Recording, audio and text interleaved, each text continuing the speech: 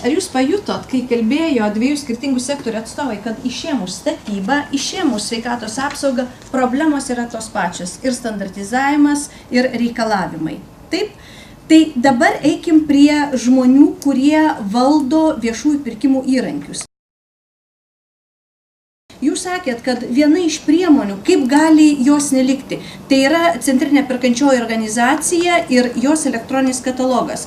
O vienas jūsų kraštietis, beje, statybininkas, yra paskleidęs tiesiog tobulą sparnuotą frazę apie centrinės perkančiosios organizacijos katalogą. Sakė, su kompiuteriu nepasiginčysi.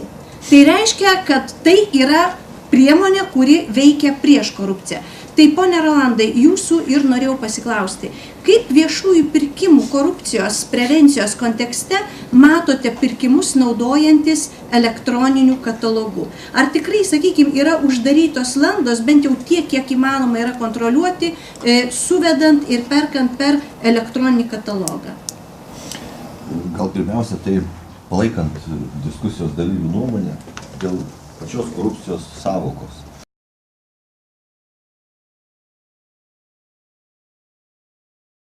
Bet kokiu atveju tai korupcija tai yra priešinga teisė veikla. Ir jeigu mes kalbam apie patį reglamentavimą, tai, manau, ne viešieji pirkimai yra, sakykime, juose korupcija. Tai patys viešieji pirkimai tai jau vienas mėginimas, kaip tą korupciją išgyvendinti. Tai yra reglamentuoti, būtent nustatyti taisyklės ir tų taisyklių pagalba kažkaip tai sureguliuoti santykius.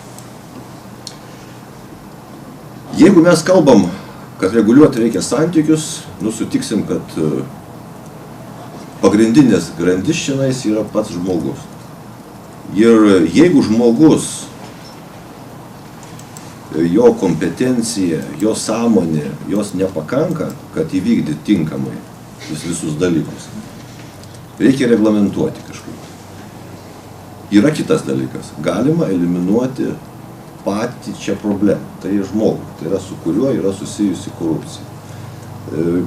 Jau aš išgirdau tikrai dėkingas už tą, mūsų įstaigai išsakytų žodžius, bet tarp kitko, kadangi pats atstovauju viešųjų pirkimų specialistų daliai, tai yra nuo pirmos viešųjų pirkimų įstatymo redakcijos, tai nuomonė tai yra vienoda, kad viešieji pirkimai korupcija tai yra vienoda. Neigti kažką tai būtų, sakykime, nuomonės žmonių sunku pakeisti, bet faktus paimkim. Dabar viešųjų CPO-LT, jinai yra sukurta faktiškai nuo 13 metų. Patys mes, mūsų specialistai, mūsų įstaigai neperka nieko. Kitaip sakant, mes įvykdom tik tai pagal visiems žinoma teisės aktą viešųjų pirkimų įstatymą, tą didelę instrukciją, visas pirkimo procedūras. Įvykdom ir ką padarom? Leidžiam pasinaudoti jau kitiems perkančiom organizacijom. Kitaip sakant, patys savo nepirkom, naudos mes jokios negalėjom turėti. Dabar kitas dalykas, kaip mes atiduodam tą savo produktą.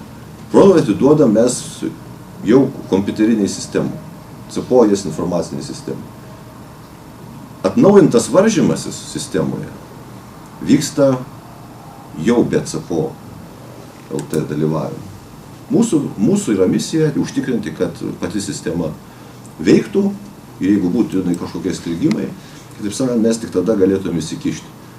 Bet sistemoje dalyvauja tik tai perkančioji organizacija ir tiekėjas. Susitarimo objektas būtų kompiuteris. Jau kaip ir kiek čia mes girdėjom tų sparnuotų frazių, sako, su kompiuterius nepasiginčysi. Iš tikrųjų taip ir yra. Žmogaus čia nėra, įvyksta pirkimas.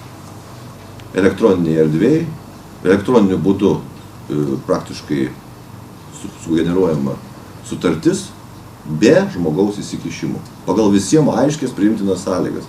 Viskas yra vieša, perduodama pačiai perkančiai organizacijai toliau ir tiekėjai bendrauti. Daug ar mažai šitas etapas, sunku pasakyti. Aš girdėjau iš gerbiamo specialių tyrimų tarnybos atstovų pasakymą, kad net girdžiu atvejai galimi, kada atplėšiamas vokas anksčiau nei yra numatyta.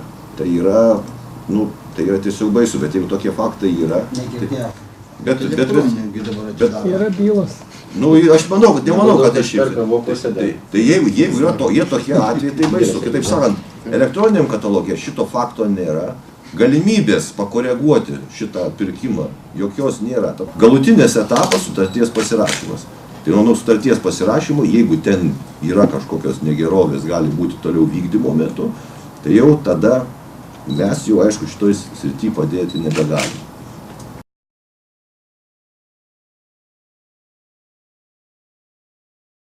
Nes kiek aš girdėjau, net kiek supratau, tai galimas atvejis, kad sudariau sutartį, bet tik tai pasiėmiau sąskaitą faktūrą, sumokėjau, nieko nepirkau. Tai jeigu tokie atvejai yra, tai tokio atveju eliminuot matys jau vargu ar kas padės. Tai vis dėlto tas reglamentavimas, žmonių sąmoningumas ir galutinis rezultatas, tai manau, būtų viešumas. Tai dėkojam viešinimo specialistams, ketvirtosios valdžios atstovams, kurie vis dėlto padeda mums į viešumą ištraukti tas negerovės ir jeigu jos iš tikro, jos iškeliamos ir iškyla diskusija, mes šiandien esame viešumoje, galim spręsti tos klausimus. O dabar dėl pačios CPO veiklos, tai mes esame tam, kad vis dėlto kiek įmanoma labiau patenkinti visų interesus, tiek perkančių organizacijų, tiek tiekėjų interesus. Mes jau girdėjome, sakykime, ir konsoliduoto pirkimų poreikį, girdėjom ir aukciono poreikį, girdėjom masę visokiausių daugiau tokių dalykų, kurie būtų reikalingi. Ir mes išgirdom tos dalykus, tik tai reikia suprasti, kad jeigu viešų pirkimų specialistai tiesiog diskutuoja, jie supranta paprastai, kad viskas susijęs su pirkimo procedūrom. Mes negalim to įgyvendinti labai greitai. Mes lygiai taip pat vykdom procedūras ir faktiškai po pusės metų kataloge gali būti rezultatas. Dabar šiandien jau mes turėjom galimybę, aišku, irgi išskirtinę galimybę pasinaudoti ES lėšomis ir kurti naują informacinę sistemą. Taip sakant, mes patys egzistuojam 2 metai, šiek tiek daugiau, jau turim antrą informacinę sistemą ES lėšomis sukurtą. Jau yra galimybė įvykdyti konsoliduotą pirkimą.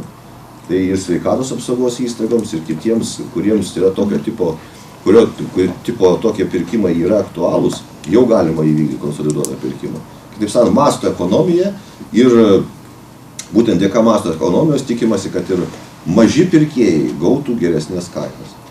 Aš įsivaizduoju, kaip ir buvo pastebėta, kad didžiosios įstaigos, jos dėl kažkokių tai priežasčių gauna geresnės kainas, mažieji gali iš vis negauti pasiūlymų. Tiesa, per CPO sistemą pasiūlymas bet kokiu atveju užtikrinamas. Kadangi yra dar realizuota viena iš priemonių, tai automatinis pasiūlymo pateikimas. Tai yra netgi tuo atveju, kai niekas nenori pateikti pasiūlymo, kompiuteris pateikia pasiūlymą. Ką tai reiškia? Reiškia, įsipareigojimas yra tiekėjų pagal preliminarią sutartį teikti pasiūlymus, o jeigu jie tos prievolės neįvykdo, kompiuteris būtent preliminariai sutartį nurodytą kainą pateikia pats. Tai bet kokiu atveju pasiūlymas yra gaunamas. Tai būtent vaistų pirkimo sektoriuose tokiu būdu užtikrinamas bet kokiu atveju pasiūlymo gavimas.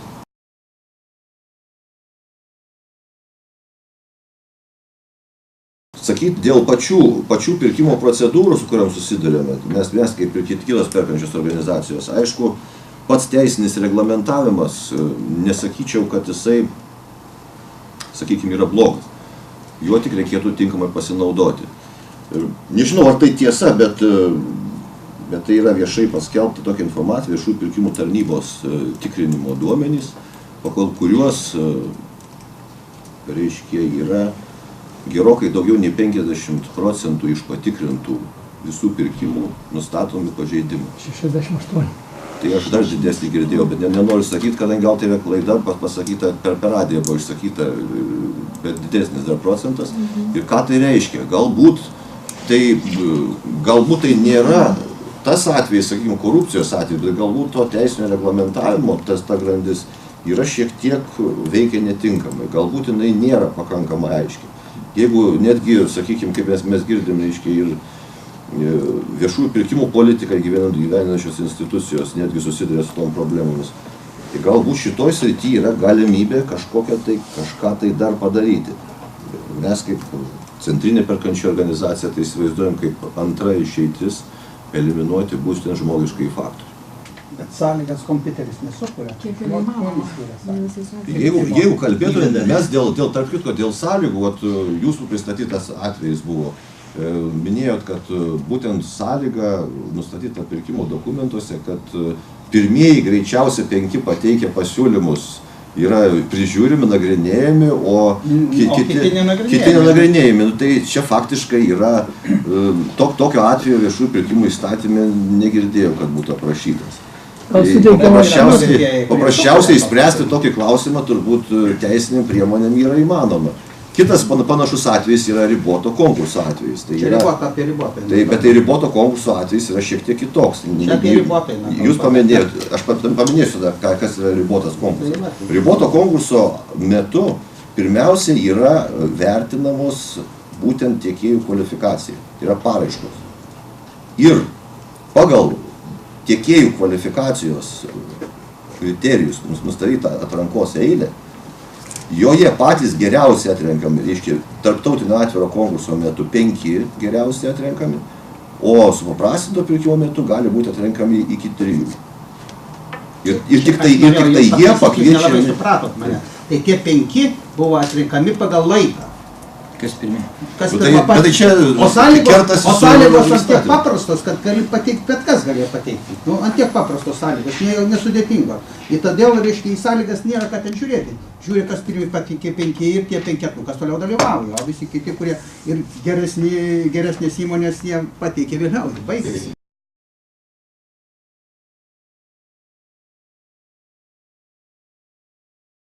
Skaidrumas, vienareikšmiškai jis yra žymiai didesnis centralizuotai perkant. Pirkimo kaina, tokį darėm labai tokį, preliminarų skaičiavimą, bet paprasto pirkimo įvykdymo kaina yra apie 2000 eurų, to prasme, jeigu ne per centralizuotus vykdėm, per centralizuotus 20 eurų. To prasme, 100 kartų paties pirkimo įvykdymo, sąnaudos darbuotojas, reiškia laikas ir panašus dalykai. Tai va, tai dabar galim įsivaizduoti, kokiais mastais yra taupomi valstybės pinigai, perkant per CPO. Turiu omeny vien už patį pirkimą. Ir aišku, paties produkto kaina, ką ir minėjo, per mastą. Dabar mes kūriam monopolinę struktūrą šitoje vietoje. Gal vaistuose tai nėra taip jautru, arba bent jau galima būtų daugiau diskutuoti, bet jeigu kalbam apie statybos sektorių, jeigu kalbam apie maitinimo sektorių, ateityje mes susidursim su šitą problemą ir jau šiandien reikia apie ją pradėti kalbėti ir ieškoti sprendimų, nes, ta prasme, iš regiono atvažiavęs verslas sako, laukit, jūs dabar per CPO perkat, reiškia, viską centralizuotai, mes tam regione, būdami smulkus verslininkai, mes jokiais būdais nebegalim pateikti. Tai liktai kažkokia tai institucija nusiperka pigiau, bet visas kitas verslas išsijunginėja smulkusis, nes jie konkuruoti niekaip nebegali, lyginant su, sakykime, atėjusiu vienu stambiu rangovu, ar ne, kuris eina per visus Lietuvos regionus. Ir dažnai būna minimum šitą problemą. Tai vėlgi, su įstatymo pakeitimu ateina galimybės, reiškia, skaidyti patį pirkimą, ta prasme, nepaprastinant pačių pirkimo procedūrų, bet pirkimą gali išskaidyti, kad būtina pirkti iš kelių rangovų pagal produktą arba tiesiog pagal dalį ir panašus dalykai. Tai ateityje šitos diskusijos tikrai bus. Bet kryptis iš tikrųjų yra ne vis tiek gera centralizavimo, nes taupymai yra labai dideli.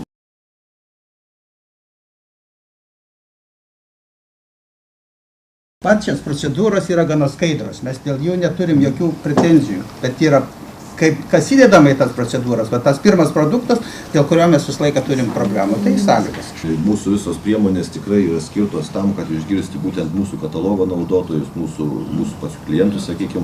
Ir tam mes išvažiuojamusius netgi darom tokius seminarus po visą Lietuvą ir tikrai nagrinėjom tos klausimus, ką jūs paminėjote. Išgirstam nuomonę, pavyzdžiui, tokį, kad per CPO perkama prekė galėtų kažkokio tai būdu turėti kitokią kokybę nei pačios perkančiosios organizacijos nupirkta prekė. Klausiu oponentų, padiskutuokim tuo klausimu. Tikrai lenkiu galvą, viešųjų pirkimų specialistai gali dirbti kitoje įstaigoje, puikiai žino savo darbą, atliks, manau, viešųjų pirkimų procedūras tikrai neprasčiau nei centrinė perkančioji organizacija. Turim atvejį, jie atliko procedūras, mes atlikom procedūras. Sakom, kur iš to nauda yra? Jūs dirbot kiek, tu sakykim, tarptautinis atviras konkursas faktiškai 4 mėnesiai.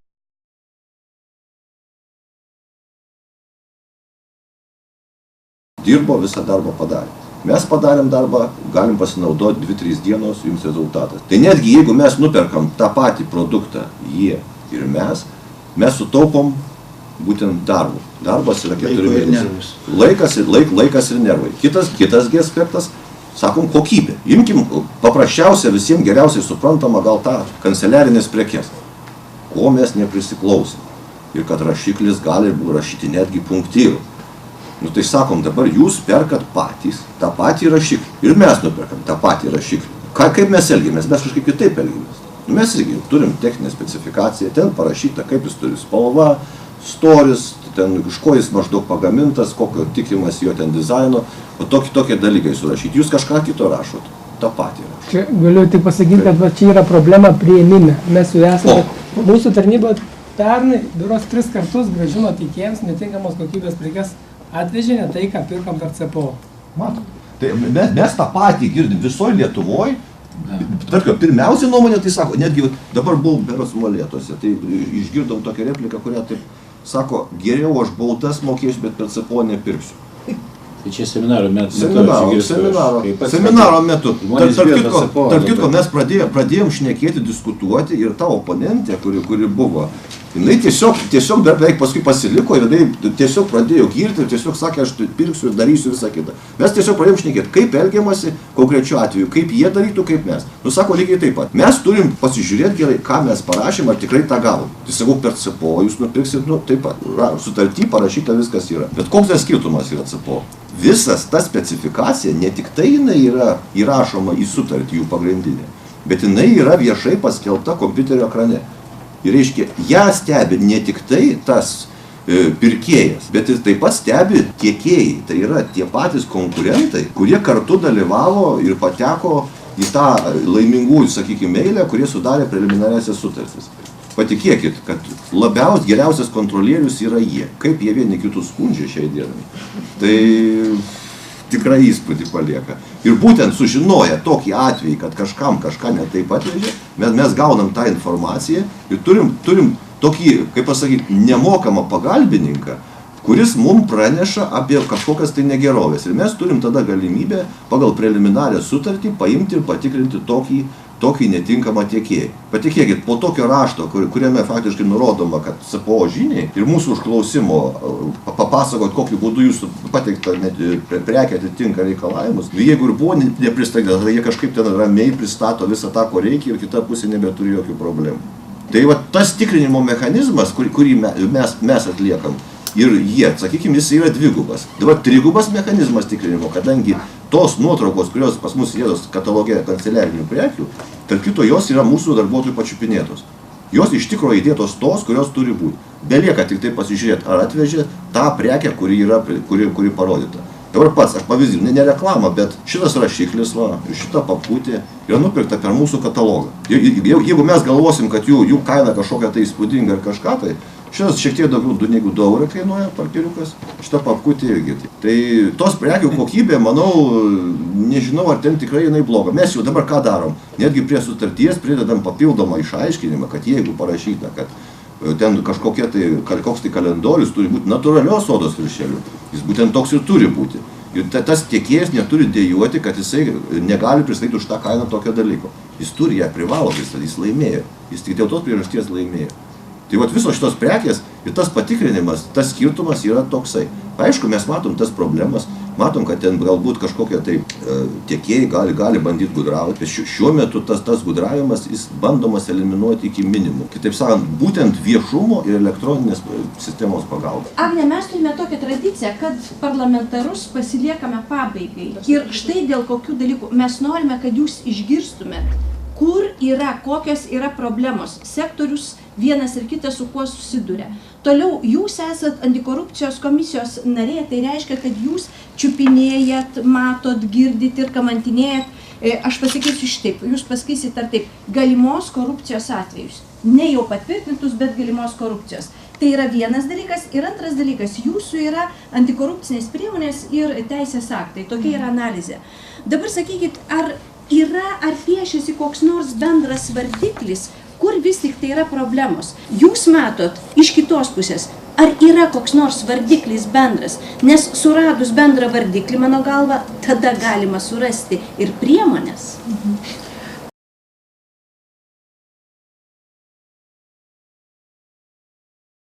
Tokios diskusijos yra labai naudingos ir prasmingos, ypatingai parlamentarams, kurie gali išgirsti konkrečius siūlymus ir vėliau realizuoti. Jeigu kalbėti apie pačią viešųjų pirkimų problemą, čia buvo prilyginti jie lygiai kaip ir korupcijai.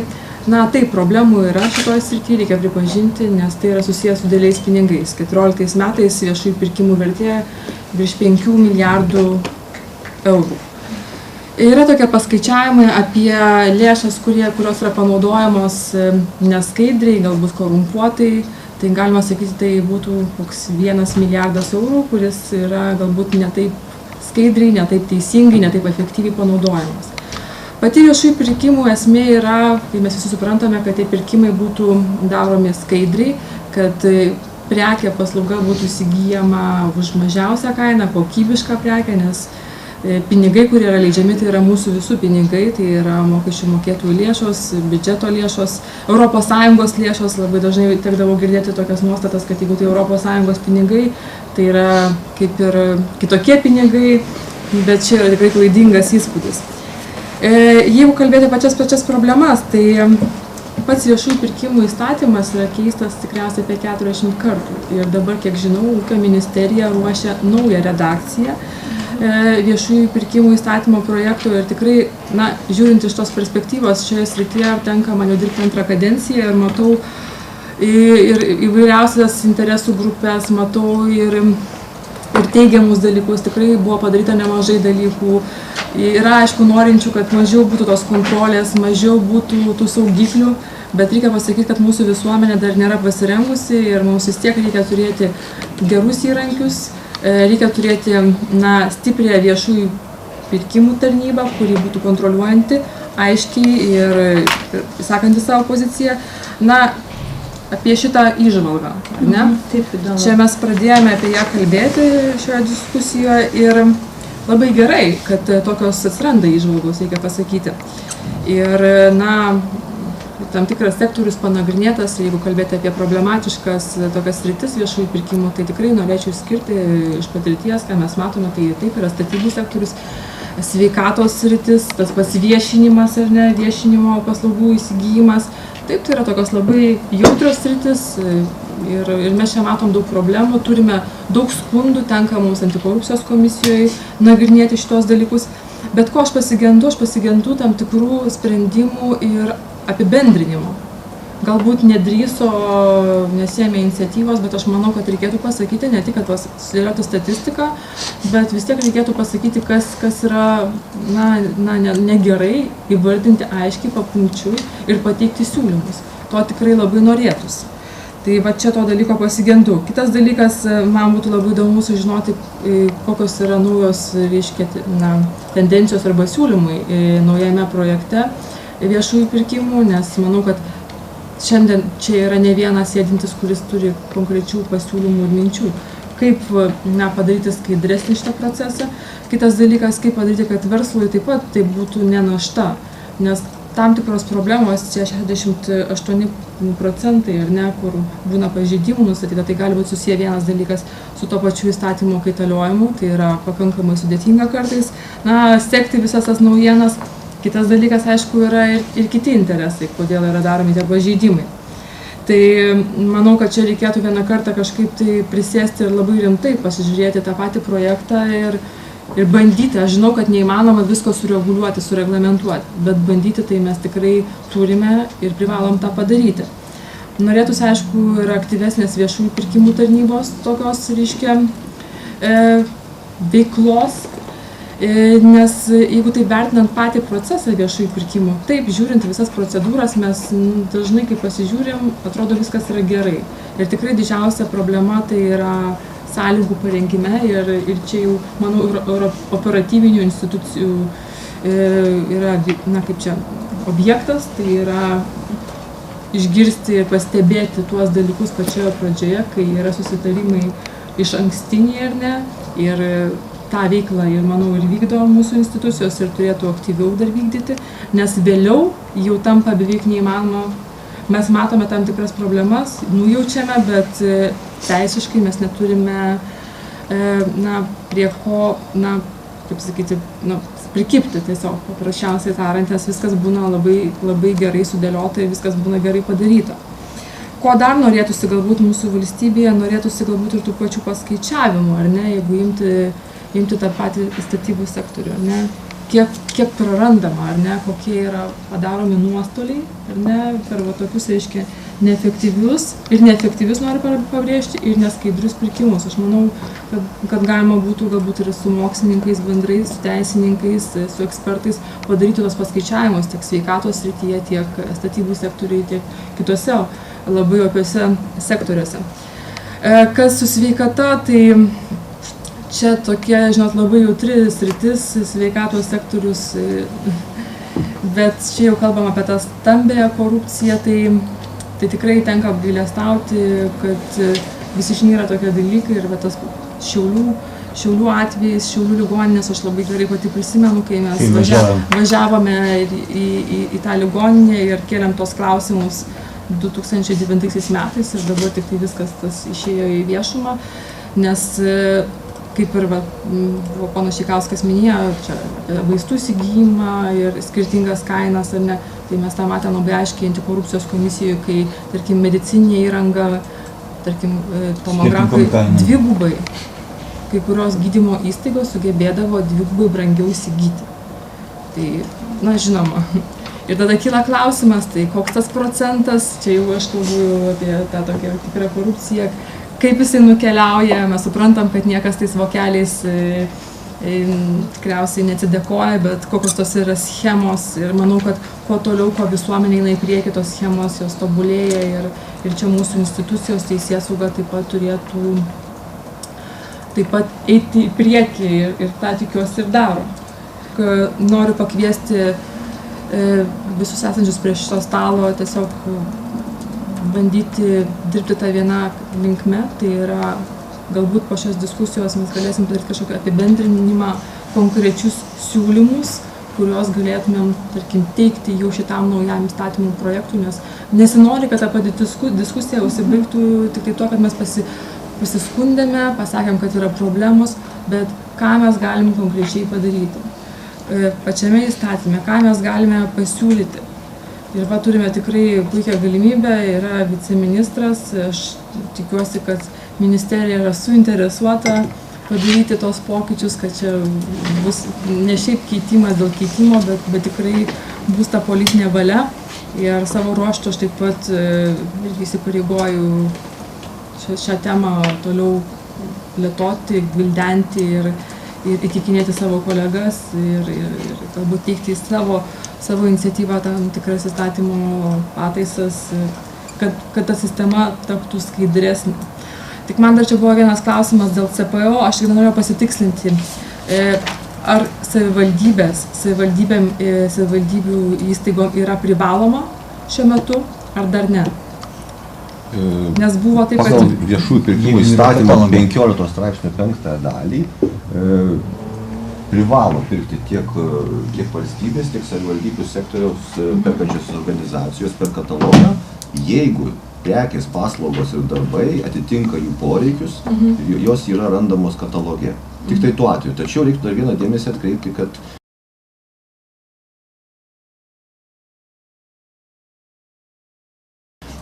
CPO LT, kaip centrinė perkančioji organizacija, nėra vienintelė, nėra monopolistas. Kaip žinom, pagal viešųjų pirkimų įstatymą, centrinės perkančiosios organizacijos gali būti steigiamos kiekvienos ministerijos pavaldumo srityje, taip pat savivaldybių tarybų pavaldumo srityje.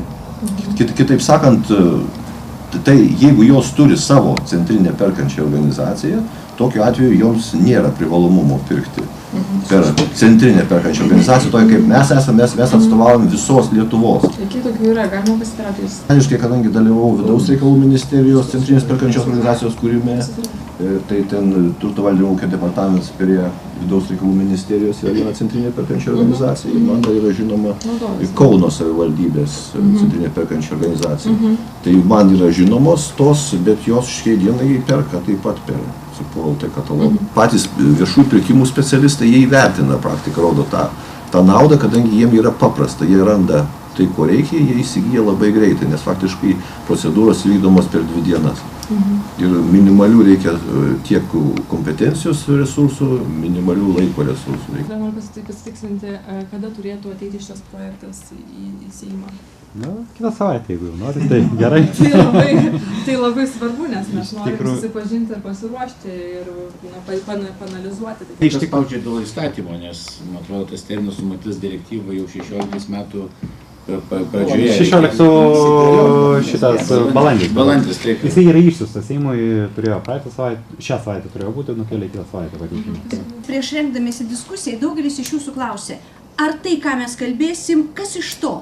Tai aš sakiau, mes kviečiamės parlamentarus, kuriems galima susakyti pasiūlymus, pageidavimus, išsakyti problemas. Ir aš labai dėkoju, kad prieš tai, kol aš jūs kreipiausi kaip moderatorė, prašydama, kad jūs išgirstumėt, jūs kaip tik pasakėt, pakvietėt, kad dalyvautų žmonės ir išsakytų. Ir vietoj apibendrinimo pabandykim pasielgti šitaip. Jūs visi ne tik tai išdėstėt problemas, analizę pateikėt, bet jūs pasakėt tam tikrus konkrečius dalykus, ką reikėtų keisti.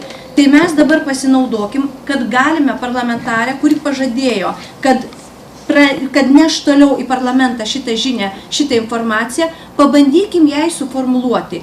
Man turbūt pakankamai sunku pageidauti kažko tai iš Seimo, kad pageidautų dar iš mūsų. Matyt, kad turėsit ir savo įžvalgų, ir savo pastebėjimų, mes nesam turbūt tie visažiniai, viską nepriekaištingai visais atvejais padarom, stengiamės maksimaliai. Tai aišku, laukiam šitų pastebėjimų Seime ir konstruktyvių pastebėjimų, logiškų pastebėjimų, įgyvendinamų pastebėjimų trumpų periodų, o ne reikalaujančių vėlgi kažkokių tai papildomų ilgų analizių, kur turbūt nereikėtų stabdyti einančio įstatymo jau šiandien. Tai tų tokių tikrai racionalių pastebėjimų mes laukiam ir tiek ir iš Seimo, tiek ir be abejo iš visos visuomenės, nors tas 2 projektai ten yra, iš tikrųjų projektų paketas, reikėtų taip sakyti, ir pakankamai plačiai išdiskutuotas, bet jeigu esam kažką tai praleidę, tai tikrai tas turi atsirasti galbūt būti pateiktas Seimo nariams ir Seime, jisai tikrai dar gali būti papildomas. O šiaip iš principo, tai aišku,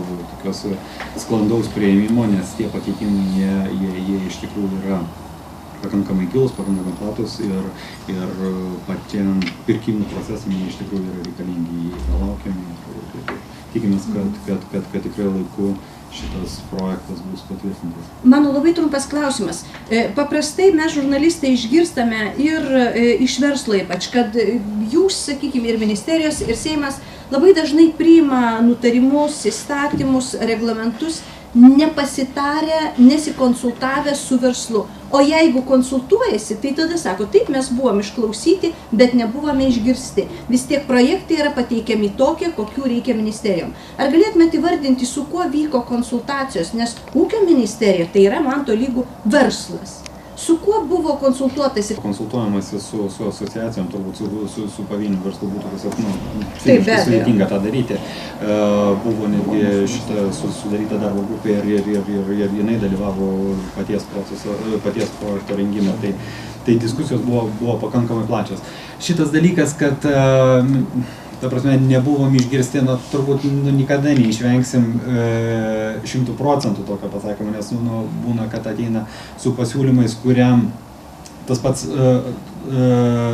didelė dalis to paties verslo nepritarė, bet ateina kokia nors viena asociacija ir nesako, mes siūlom, visos kitos asociacijos nepritarė, mums, tarkim, ministerija irgi atrodo nelogiška, bet paskui viena asociacija, kuri kažką tai siūlė niekam netinkamo, jinai galės pasakyti, mes nebuvom išgirsti, tai šito 100% neišvengsim, bet šitoje vietoje tikrai labai stengiamės ir išgirsti, ir klausytis visų šitų pastebėjimų. Na ir tikiuosi, kad į didžiąją dalį galėjom atsižvelgti. Aš minėjau jau tą pavyzdį dėl vaistų, nes sveikatos apsaugos ministrė buvo atsidūrusi. Yra keblai padėti, nes liktai jeigu priimtų pirkimą, nurodydama, kad pirkti va štai tą biologinį vaistą, nežiūrint tik tai, kad laimės konkursą pats pigiausias, liktai ir pažeistų viešųjų pirkimų įstatymą. Kad galbūt įrašyti tam tikrą nuostatą, kuri leistų tokiais atvejais. Aš bijau dabar ją konkrečiai vardinti, bet aš apie šitą problemą tikrai ministrė tą žino informuosiu ir paprašysiu, kad, taip sakant, yra toks pageidavimas, kad pateikti ir yra tokia galimybė, kad galbūt atsistos tokia nuostata, kuri leistų sveikatos apsaugai įstaigoms pirkti tam tikrus vaistus, sakysime, per CPO, kuriuos panaudoti, kam jau buvo pradėtas kursas, kad būtų tęsiamas ir toliau tie patys vaistai, nors jie bus brangesni, kad nepadaryti. Taip, bet su tais naujais, kuriais būtų jie jau naujiems ligonėms būtų pradėta su naujais tais. Ir tik tai, jeigu nebūtų efektyvumo nedaug dieve, tada jau perėtų galbūt prie to etinio, to pirminio vaisto. Vaizduoju, tiesiog papildai, jaučiu tą, ko yra poreikis. Čia būtent norima įsigyti tą medikamentą, kuriuo konkrečiai jau buvo gydytas pacientas. Kitaip sakant, jeigu pas mus kataloge, preliminarioje sutartyje yra, kaip ir ten pavyzdys to paprasto aspirino, acetilsalicilo rūgšties, įvairių pavadinimų, keli tie vienetai, aišku, čia bus ne tokio tipo vaistai, bet jų... Čia biologiniai. Reiškia, tai vaistas yra toms baisioms lygoms gydyti iš tikro, kurių jau yra mokslininkų nustatytas, tikrai būtent tokio reikia ir kitų jo pakeisti negalima. Būtų galimybė išskirti ir tokį medikamentą įsigyti būtent tokį, o ne kitokį. Tai yra ne pagal mažiausią kainą, o būtent pagal konkretų pavadinimą. Kad šiandien viešųjų pirkimų įstatymas ir jau yra aukščiausiam teisme išnagrinėta byla ir teismo vienareikšmiškai pasisakyta, kad tokiu atveju ir bet kokiu atveju yra imperatyvas parašyti, kad arba lygiavertį, o kas yra lygiavertis šiuo atveju nebūtų žinoma. Tai ar šita problema yra spręstina tokiu būdu, ją aišku tikrai reikėtų kažkaip nagrinėti ir spręsti.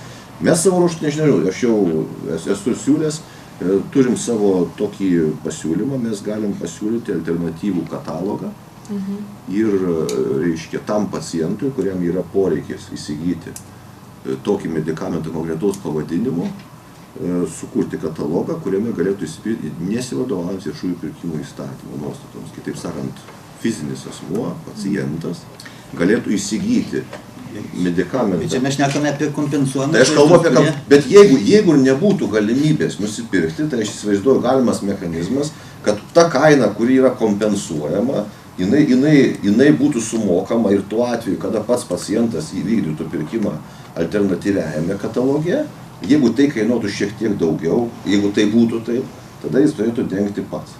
Pone Jonai, kokius jūs matytumėt esminius dalykus, į kuriuos turėtų dėmesį kreipti parlamentas ir spręsti? Diskusijose, kuriant šitą projektą, reiškia, dalyvavo mūsų teisininkas asociacijos ir prezidentas mūsų dalyvavo keletą kartų. Kaip ir jūs minėjot, buvo išklausyta, bet tikrai nebuvo išgirsta. Ir daugelis klausimų, turbūt, kuriuos mes siūlėm, nebuvo priimti. Tai buvo manipuliuojama įvairiom frazėm, tai dėl to, dėl ano negalima. Iš tikrųjų, mūsų siūlymai buvo ne tamsioje pusėje, bet į skaidresnę pusę, kad būtų viskas. Tačiau biurokratija išvelgė tam tikrų dalykų, tam tikrų nenorų ir dalis klausimų iš tikrųjų nebuvo išnagrinėta. Tai aš manau, prašymas yra gerbiamas Agnės, kad galbūt sugebėtų pakviesti mūsų asociacijos prezidentą, teisininką, kuris galėtų išsakyti tas mintis, kurios buvo diskutuotos ūkio ministerijoje, bet nebuvo priimtos. Tad į tą įstatymą galbūt dar galima kai kurios punktus dar atsižvelgti ir jį kažkiek, sakysim, tos mūsų skaudžias vietas, jas kažkaip įstatymo rėmuose įteisinti. Geriausia, jūs pateikit siūlymus. Jo, jeigu jūs galite, pateikite tos siūlymus raštu ir tikrai dabar bus vis tiek svarstymo stadija Seime ir svarstymai komitetos. 10% BVP gamina statybos sektorius, dėl to matyti tikrai į 2-3 sakinius arba į kelis išdėstymus tai ir nesutilps. Dabar jūsų norėčiau, ponė Romualdai, jūsų apibendrinimo. Taip, tai galbūt baigdamas diskusiją aš vis dėlto norėčiau dar pasakyti, korupcija tai yra laikoma Piktnaudžiavimas įgaliojimas siekia naudos. Paprastai savo ar kitam, nesvarbu. Piktnaudžiavimas įgaliojimas siekia naudos. Dabar buvo kelti klausimai, kiekgi galima prarasti dėl neskaidrių viešųjų pirkimų. Iš tiesų yra įvairiausių tyrimų ir Pasaulio banko, ir Europos institucijų. Ir mes Lietuvoje esam pastebėję, kad šiaip apie 10% viso viešo pirkimo kainos galima prarasti dėl jo neskaidrumo. Jeigu yra ten nesąžiningi susitarimai, tai, pavyzdžiui, 1 000 000 eurų vertės pirkimas, galima prarasti 10%. Šiai dienai, kaip ir matom, yra 2 įrankiai, kuriais galima imtis ir, kaip sakant, planuoti darbus skaidriau, kad būtų skaidresni viešieji pirkimai. Tai šiai dienai viešųjų pirkimų tarnyba jau baigė tikrai rengti šakinę korupcijos prevencijos viešuosiuose pirkimuose programą. Ten yra surašyta tikrai daug priemonių. Mes irgi pateikėm ir tai, ką čia pasakiau, tai irgi yra pateikta viešųjų pirkimų tarnybai tam, kad įtrauktų į šakinę programą. O su ūkio ministerija mes dirbome, taip pat projektas buvo skelbtas berods balandžio mėnesį pirmą kartą, tai darėme antikorupcinį vertinimą, teikėm pasiūlymus, ėjom į darbo grupę, diskutavom, tai aktualesni galbūt siūlymai, tai skirti didelį dėmesį iniciatoriams. Pirkimo, ta prasme. Taip, pirkimo iniciatoriui. Mūsų mintis yra vykdyti kuo daugiau centralizuotų pirkimų, tai yra steigti kuo daugiau tam tikromis temomis pirkimų komisijų, kad jos būtų galbūt netgi tam tikromis temomis, nes mes pastebim, kad žmonėms trūksta kvalifikacijos ir kitą kartą kiek iš tyčios, kiek iš netyčios yra blogai įvykdomas pirkimas. Dar, aišku, kas galėtų būti tiesiog nesąžiningų tiekėjų sąrašai, ko dar šią dieną nėra. Juodieji sąrašai vadinami, kai jos buvo beje prašnekta, tai turėtų būti realizuota. Turėtų. Reikia, kad pirkimus vykdytų kuo kvalifikuotesni žmonės ir jeigu bus tų daugiau centralizuotų perkančių organizacijų, be abejo, ir juos lengviau kontroliuoti yra. Todėl centriniai perkančiai organizacijai, aišku, irgi siūlyčiau, kaip sakant, neužmėgti ant to, kad jūs nemato čia dienai problemų savo veikloje, nes telkiantis aplink jūs kuo didesniams sumoms pirkimams, tuo labiau telkiasi ir šešėlis, ta prasme, aplink jūsų kaip tokia organizacija. Taigi turit žiūrėti savo žmonių, ypač neprikaištingą reputaciją, kaip jie gyvena, kuo jie kvėpuoja, koks tokių palinkėjimų. Bet tiesiog yra tokia tendencija. Kur upelis, į kurią pusę upelis prasitvenkia, ten ir problemos atsiranda. Tai tiesiog, aišku, lengviau kontroliuoti vieną perkančių organizaciją negu 5000. Ir mūsų tarnybai fiziškai tai neįmanoma sukontroliuoti visų. Tai, aišku, pasižiūrėti į, tarkim, 10 centralizuotų perkančių organizacijų ir daug paprasčiau. Tai, pone Rolandai, jūsų dabar, ką jūs galėtumėt 1, 2, 3 sudėlioti, ką galėtų Seimo narė išgirsti iš jūsų pasiūlymų? Pirmiausia, tai galbūt paskutinis pastebėjimas buvo pasidžiaugti, kad CPO tokia organizacija ne tik dėl elektroninių pirkimų yra išeitis, kaip eliminuojant korupcijos elementą, bet kaip ir išeitis kontrolės, nes pas mus per mėnesį vyksta, jeigu apie 1000 sutarčių sudaroma, tai patikrint 1000 perkančių organizacijų, patikrint vieną CPO, tai yra daug paprasčiau ir mes galim tikėtis didesnio dėmesio ir kad niekur nenukrystume į šalį. Tada tas dėmesys yra automatiniu būdu būtų galima sužinoti. O tarp kitko mes tikrai esam pasirengę, kaip įmanoma, bendradarbiauti su visom struktūrom, tiek su perkančiosiom organizacijom, tiek su tiekėjais, tiek kontroliuojančiom institucijom, kad pasiekti tų geriausių rezultatų. O dabar, kas liečia teisės aktų, jeigu keitimo, tai tiesiog aš giliai įsitikinęs, kad teisės aktai šiai dienai yra pakankamai normalūs. Jų reikėtų tik tai vadovautis jais, jų laikytis preciziškai. Ir kažkoksai smulkus paredagavimas įstatymo, ar vienos ar kitos nuostatos įvedimas ir jos po to nesilaikymas vargu ar pakeistų tą situaciją. Mes girdėjom jau problemas sveikatos apsaugos srityje. Tai yra ne korupcija, mano įsitikinimu. Tai yra objektyvus poreikis iš tikro turėti tai, ko reikia šiai dienai pacientui. Socialinis sritis yra žmogaus svarbiausias turtas ir tą reikėtų klausimą spręsti, jeigu tai yra įmanoma.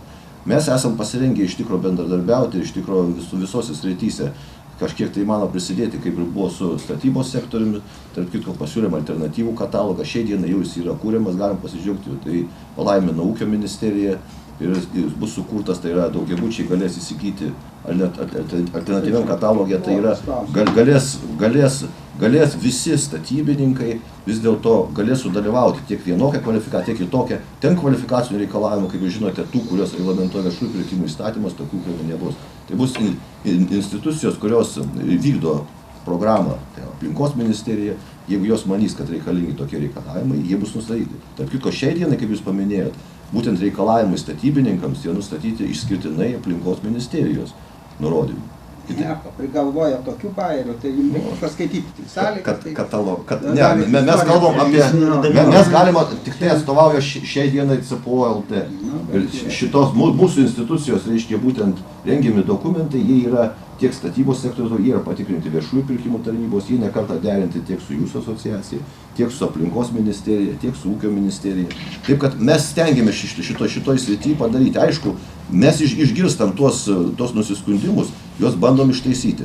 Ir šiandien, jeigu mes kažką išgirstim, tai galim tą padaryti faktiškai po pusmečio, nes įvykdyti turim procedūras ir kataloge atsiras šitokie dalykai. Tarp kitko, dar norėčiau, ir kadangi mes naudojamės viešai prieinamomis duomenimis, statybininkų asociacijos atstovas, ir tiesiog norėčiau paklausti, kai mes įvedam į techninę specifikaciją kažkokius kvalifikacinius reikalavimus, mes turim pakankamai tikslę informaciją turėti. Tai šiai dienai, kiek yra vis dėlto Lietuvoje statybininkų? Asociacijos yra, mūsų asociacija yra 140 įmonių, o kiek jų dar yra, kurios nėra asocijuotos, tai dar turbūt 3 kartus daugiau. Bet matot, jeigu mes kalbėsim 3 kartus daugiau, tai dar tai ne tas skaičius, kurį mes matom viešuos. Tai kiek galėtų sudalyvauti, nes jeigu yra toks nedidelis, reiškia, asociacijos narių skaičius, lyginant su tuo skaičium, kuris yra paskelbtas būtent šitame viešame dokumente, jūs pažiūrėkite, kiek tai yra parašyta. Nuo 5000 iki 7000 statybos įmonių, statybos veikia. Kur yra tikrai skaičiai? Pagal apimtis, jeigu ima, tai asocijuotos įmonės turbūt įvykdo 65%, reiškia, viso statybos sektoriaus pinigų, reiškia, įsisavinimo. O kitos, reiškia, jos mažos yra, jos labai smulkios. Iš čia, aišku, tiesiog palaikant jūsų nuomonę, kad jūs minėjot, vis dėlto turėtų būti kažkoks tai reglamentavimas pakankamai aiškus, suprantamas visiems, ir jisai būtų standartizuotas. Tai tikrai prašyčiau, čia faktiškai turbūt jau yra ne įstatymo lygio reglamentavimas, o faktiškai yra viešųjų pirkimų tarnybos kompetencijos ribos. Jeigu tai yra įmanoma sukurti konkrečius tipinius pirkimo dokumentus, kuriuos jau tiek mes, tiek kitos perkančiosios galėtų jais vadovautis ir be problemų mes galėtume nueiti tiek į teismą, tiek išnagrinėti pretenziją, nebekiltų problemų. Bet nes jeigu ne pretenzijose, mes irgi gaunam pretenzijas, tikrai atjaučiame tas perkančiasias. Ir sveikatos apsaugos srityje, jeigu sako, gauta ten tiek tai pretenzijų, kurios pasitvirtino, reikia išsiaiškinti, ar jos buvo pagrįstos, nes jų tikrai yra. Ir kaip žinom, ir kelininkai skundžiasi, ir tiltininkai skundžiasi, kad stabdo procedūras ir negali įvykti tos procedūros. Vot kur procedūrų, kur yra problemos. Tai galbūt tas reglamentavimas, jeigu jis yra įmanomas, aišku, aš suprantu, kadangi per tą metų praktiką reglamentuoti visko vargu ar yra įmanoma. Mes tarėmės su viešų pirkimų tarnyba, buvom susitikime ir kad tokie dalykai įmanomi yra, tik tai, aišku, reikia iš visų pusių noro, kad tai būtų sureglamentuoti. Nebuvo paliestas tokia būsima naujovė, turbūt vis tiek laiko klausimas, tai skaitmeninė statyba, kuri labai paskaidrins tarkim statybos sektorių, tai viešuosius pirkimus, bet tiesiog jau tas praleista jau laiko nėra. Labai paprastai, aš su įstatymo projektu esu susipažinęs ir su visom tendencijom. Nereikia pamiršti, kad įstatymo projektas yra parengtas pagal ES direktyvą, tai kad labai mes kažkokių labai didelių kaip ir laisvės ten kažkokiais neturime, bet ir ten tas įstatymo to pilnai užtenka. Esminis momentas, aš ką norėčiau palinkėti, iš tikrųjų, kadangi čia kiekvienas kalbėjo apie savo konkrečią atstovaujamą pusę, bet jeigu kalbant, aš kaip teisininkas tenka atstovauti ir biudžetinį įstaigą ir kokį stambų verslą, esminis yra momentas, dar žvelgiant į visas tvarkas, įsivertinti tą ekonominį efektyvumą, ne pasiūlymą vertinimą, bet kiek laiko sugaišta perkančiosios organizacijos, planuojant, organizuojant, vykdant, vertinant pasiūlymą, tą sutartį įsigyvent, kiek laiko sugaišta. Kad mes paskaičiuotume, nes kadangi to viešajam sektoriuje, kiek ta darbo valanda asmens atneša naudos darant tokią procedūrą. Gal kažkuo yra per daug, per sudėtinga. Suprantat? Tarkime, kaip kartais norima paprastas procedūras labai formalizuoti, tarkim, kad kažkokius ten 5000 eurų turi vykdyti procedūrą 2 savaitės, kur koks tikslas visuomenės gauti, kad ta prekė būtų nupirkta greitai, efektyviai už geriausią kainą.